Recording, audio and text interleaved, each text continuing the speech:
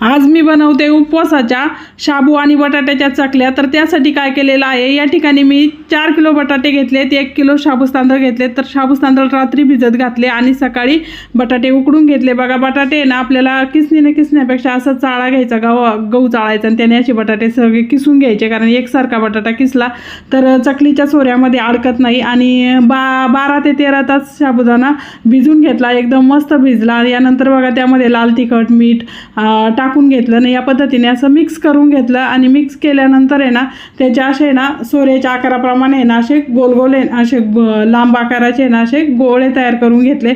कारण आपण एकटं जरी असलं तरी आपण ह्या चकल्या करू शकतो। शक्यतो चकल्या करताना 2 माणसांची जरूरत असते, पण या ठिकाणी मी सर्व आहे ना गोळे एकदाच बनवून घेतले आणि सगळं सोऱ्यामध्ये टाकून अशा चकल्या उन्हाला वाळत घातल्या छान। आणि मग वाळल्यानंतर बघा अशा छान चकल्या आपल्या तयार झाल्या। तर आपण आता एवढ्या चकल्या बनवल्या, तर मी तुम्हाला चकल्या सुद्धा तळून दाखवते। तर एकदम छान कुरकुरीत छान मस्त अशा उपवासाच्या चकल्या आपल्या तयार झाल्यात। तुम्हाला जर अशा चकल्या बनवायच्या असल्या तर नक्की बनवून पहा। व्हिडिओ आवडला असेल तर चॅनलला सबस्क्राईब करा, लाईक करा, कमेंट करा, शेअर करा।